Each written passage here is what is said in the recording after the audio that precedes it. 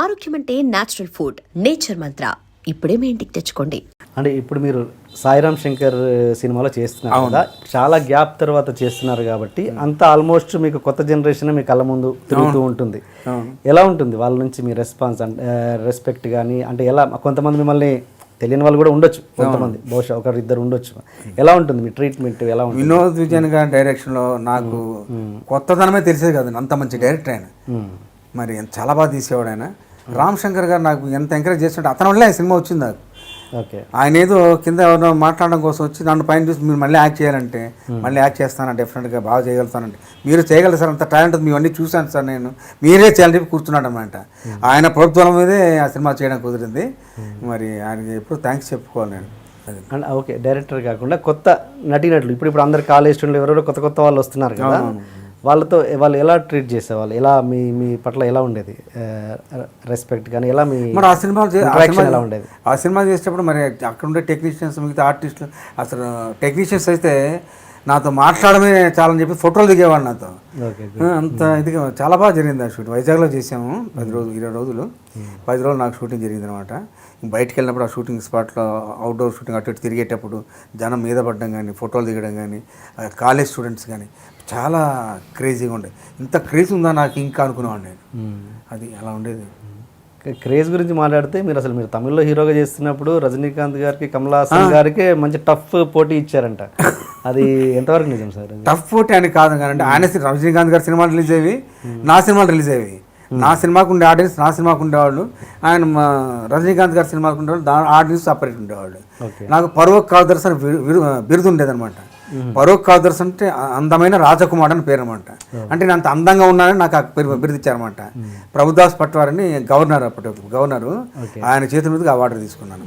అయితే రజనీకాంత్, కమల్ హాసన్తో 2 పిక్చర్ కూడా యాక్ట్ చేశాను. ఎమిడి మూడు తమిళ్ నా క్యారెక్టర్ నేనే యాక్ట్ చేశాను అనమాట. ఎమిడి మూడు తమిళ్లో అదిశీ పేరు అని. దానిలో నేను యాక్ట్ చేసేటప్పుడు రజనీకాంత్ గారు డైలాగ్ ఇంకోసారి చెప్పు సుధా అని చెప్పి స్పాట్లో అని ఎంజాయ్ చేశాను. చాలా సరదాగా ఉండేది అనమాట. ఇంకా మీంటూ కోకాలంటే ఒక సాంగ్, ఆ సాంగ్ కమల్ హాసన్ ఆయనే అడిగాను, ఫోన్ చేసి నువ్వే చేయాలి సుధాకర్ ఆ సాంగ్ అంటే నేను చేశాను. ఎలా ఉండేది అంత రిలేషన్ మీకు? ఎలా రజనీకాంత్ గారితో? నేనంటే చాలా ఇష్టం ఉండే ఆయనకి. చాలా సరదా మాట్లాడేవాడు నాతో, అంతా కూర్చునేవాడు నాతో మాట్లాడేవాడు. నేను యాక్ట్ చేసేటప్పుడు చూస్తూ ఉండేది దూరం నుంచి, ఇలా చేతులు కట్టుకొని చూస్తూ ఉండేవాడు. ఆ కామెడీ సీన్స్ కదా ఎమిడి మోడ్లో, ఆ సీన్స్ అని తమిళలో చెప్తా ఉంటే నవ్వేవాడు అనమాట. ఆయన నవ్వుతుంటే నేను చూసుకునేవాడిని. ఎందుకంటే నేను ఆయన ఫ్యాన్. నా కొడుకు చిన్నప్పుడు క్యాసెట్ చూపిస్తే చిన్నప్పుడు ఎప్పుడు భాష అంటుండేవాడు ఆయన అనమాట. అండ్ రాఘవేంద్రరావు గారికి, దాసరి గారితో మీకు మంచి అనుబంధం ఉంది? బాగా అనుబంధం. ఎలా ఒకసారి చెప్పండి. రాఘవేంద్ర గారిది, దాసనారాయణ గారి కంపల్సరీ నేను ఉండేవాడినండి. నాకు కంప్లీట్ ఫ్రీడమ్ ఇచ్చేవాళ్ళు. నేను యాక్ట్ చేస్తుంటే నాకు సజెషన్స్ ఇవ్వడం కానీ, నా చేత చేయించుకోవడం కానీ. దాసనారాయణ గారు ఆయననే సాటి, రాఘవేంద్ర గారు ఆయనే సాటి. రాఘవేంద్ర గారు అయితే నేను షాట్ లేనప్పుడు సుధా ఏదో చెప్పరా, ఏదో చెప్పి జోక్ చెప్పు, నవ్వించరా అనేవాడు. నేనేదో చెప్తే ఆయన పగలబడి నవ్వేవాడు అనమాట. ఉండేది షూటింగ్. ఒక జోక్ చెప్పండి. నేను కనపకపోతే అరే సుధాకర్ని పిలవండిరా, ఏంటి సుధాకర్ ఏం మాట్లాడమన్నాడు. అంత బాగుంటుంది. ఏదైనా ఒక జోక్ మా ప్రేక్షకుల కోసం చెప్పండి. నన్ను చిలక ఇట్రా అనేవాడు. చిలకండి ఎట్టుగారంటే చిలక పలుకులు అని చెప్పినట్టు చేస్తావరా, అందు గురించి నీకు చిలక అనేవాడు ఆయన. కాదు రాఘవేంద్ర గారి దగ్గర చెప్పిన జోక్ ఏదైనా ఒకటి చెప్పండి అంటున్నా. అదనే కాదు, అదే ఏమంటే ఒకసారి డైరెక్టర్ గారు మీరు సాంగ్లో మరి అందరికి రకరకాల పండ్లు వేస్తూ ఉంటారు కదా పొట్ట మీద, పుచ్చకాయ వేస్తే ఎలా ఉంటుంది? చేస్తారా వాళ్ళని పగలబడినా కూడా ఉంటాయని. దాసరి గారు ఆయన ఎంజాయ్ చేసేవాడు. ఇప్పుడు మధ్యలో చేసినప్పుడు అయితే సుధాకర్ నీ కాస్ట్యూమ్స్ నువ్వే సెలెక్ట్ చేసుకో, నీ డైరెక్ట్ నువ్వు చేసుకో అని చెప్పాడు ఆయన. దాన్ని నేను చెప్పాను, డబ్బింగ్ చెప్పినప్పుడు చాలా ఎక్కువ టైం తీసుకుంటాను డైరెక్ట్ గారు, నేను డిఫరెంట్గా చెప్పాలనుకుంటున్నాను డబ్బింగ్ అంటే. మధ్యలో షూటింగ్కి డబ్బింగ్ దగ్గరుండి కాదు, కాన్సన్ట్రేట్ ఎన్ని టేక్లైనా పర్లేదు సుధాకర్, నువ్వు ఏ ట్రెండ్ అనుకున్నావు ఆ ట్రెండ్లో చెప్పనేవాడు. షూటింగ్లో అలాగే ఫ్రీడమ్ ఇచ్చాడు ఆయన, తర్వాత డబ్బింగ్ అప్పుడు అంత ఫ్రీడమ్ ఇచ్చాడు ఆయన. అందుకే మజ్నూలో అంత క్యారెక్టర్ పేరు వచ్చింది, బెస్ట్ విలన్ అవార్డు వస్తుంది అనుకున్నంత పేరు వచ్చింది అండి మజ్నూడు. అలా ముచ్చమద్ ముద్దు పినిశెట్టి ఎవరాజు గారిది, దాంట్లో మంచి పేరు వచ్చింది. విలన్ అనుకుంటే విలన్గా ఐడెంటిఫై చాలా మంచి పేరు వచ్చాయి నాకు. సుధాకర్ ఇంత విలనీజం ఉందా అనుకునేవాడు ఆడియన్స్లో. ఇప్పుడు మీ అన్నయ్య గురించి వస్తే, ఆయన తను పెళ్లి చేసుకోకుండా మీతోటి ఇప్పటివరకు ట్రావెల్ చేస్తున్నారు, ఆయన గురించి చెప్పండి. మా అన్నయ్య గురించి ఆయన లైఫ్ సాక్రిఫైస్ చేసినట్టు అనుకోవాలండి. ఎందుకంటే నేను ఇన్స్టిట్యూట్లో ఉన్నప్పుడు, నేను ఇన్స్టిట్యూట్లో చదువుకునేటప్పుడు పార్సెల్స్ వచ్చాయి నాకు ఏలూరు నుంచి. ఏంటి పార్సెల్ అంటే, చిరంజీవి అన్నది ఇప్పుడు ఏదో పార్సెల్ వచ్చింది చూడండి. దాంట్లో షూసు, నాకు వేసుకొని రకరకాల చెప్పులు, డ్రెస్సెస్ అన్నీ ఉండాను కూడా దాంట్లో. అంత ఇదిగా చూసాను. ఎందుకంటే నా కోసం ఆయన సాక్రిఫైస్ చేసినట్టే. నేను పుట్టాను, నా కోసం అన్నీ చేశాడు ఆయన. అలాగే ఇప్పుడు నా బిడ్డ పుట్టాడు, బెండెక్ మైకే. మరి బెన్నీ స్కూల్కి వెళ్ళే దగ్గర నుంచి ఆయన డ్రెస్ వేసుకున్న తర్వాత ఆయనే చెప్తూ ఉంటాడు.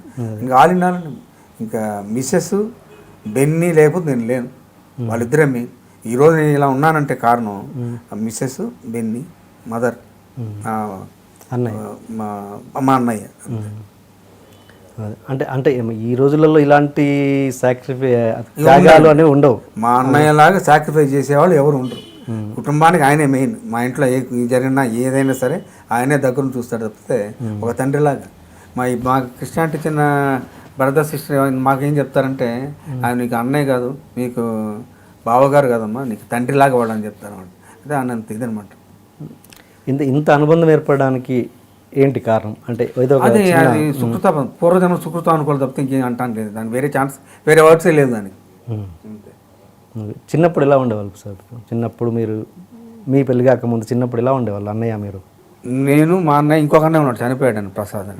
మేము ముగ్గురం వాళ్ళిద్దరు అటు ఇటు పడుకుంటే మధ్యలోనే పడుకునేవాడు. అది ఎంతకాలం కంటిన్యూ అంటే, నేను ఇన్స్టిట్యూట్లో ఉన్న తర్వాత రూమ్మేట్స్ ఉండేవాడు, నేను చిరంజీవి ప్రసాద్.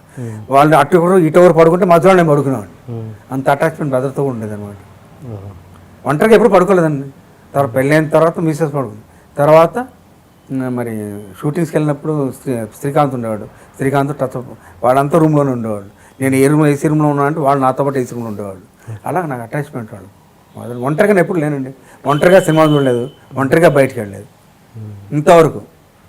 మీకు ఒకటి తెలుసో లేదో, ఒక సెన్సేషనల్ ఇండియా రేంజ్లో ఒక సెన్సేషనల్ డైరెక్టర్ అండి, మన తెలుగు అతను. ఆయన మొదటిసారి మేకప్ రూమ్లో చూసిన ఆర్టిస్ట్ మీరంట. ఎవరండి అది? నిన్ననే మాట్లాడారండి నాతో. ఎవరండి ఆయన? రామ్ గోపాల్ వర్మ గారు. ఆయన నేనంటే చాలా ఇష్టం అండి. ఆయన పిక్చర్ యాక్ట్ చేసింది, గోవిందా గోవిందా పిక్చర్ యాక్ట్ చేశాను. మీరు కలెక్టర్ గారు అబ్బాయి సినిమా చేస్తున్నప్పుడు ఫస్ట్ టైం మేకప్ రూమ్లోకి వచ్చారంట. నేను చూసిన మొదటి ఆర్టిస్ట్ ఆయనే. ఒకసారి గుర్తు చేయండి ఆయనకి. ఆయన నాకు చాలా ఇష్టం అండి. ఆయన అసిస్టెంట్ డైరెక్టర్ అప్పుడు. అవునవును, సెట్కి వచ్చేవారు ఆయన. నేను విక్రమ్ షూటింగ్ చేసేటప్పుడు సెట్కి వచ్చేవాడు. సెట్లో చూసేవాడు. తర్వాత అదేంటి ఇంకో పిక్చర్ చెప్పాము, కలెక్టర్ గారు అబ్బాయి. కలెక్టర్ గారు అబ్బాయి షూటింగ్ చేసేటప్పుడు సెట్లో వచ్చి చూస్తుండేవాడు. చూస్తుంటే ఏంటి సార్ అలా చూస్తున్నారంటే, మీరు డైరెక్ట్ చేస్తారు రేపు పొద్దున అనేవాడు. అంటే అదే ఆ ఇన్ఫ్లుయెన్స్ ఎప్పుడు పడకుండా నా అందుకు ఒక ట్రెండ్ ఉండేలా చూసుకుంటా అనేవాడు.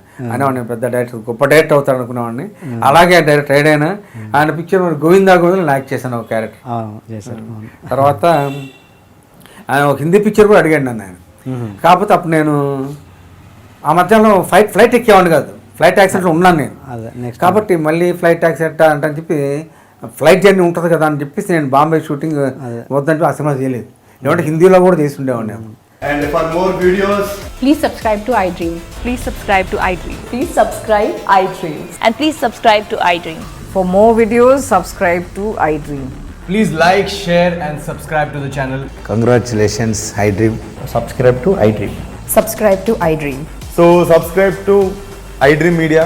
iDream ki iDream team andarki huge congratulations. Please subscribe iDream Media. Please subscribe to iDream.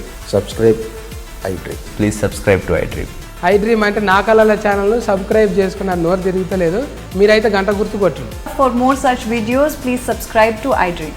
Subscribe to iDream. Please subscribe to iDream. Please subscribe iDream Media. Please do subscribe to iDream. Please subscribe to iDream Media. For best entertainment and information, please subscribe iDream. And don't forget to subscribe to iDream.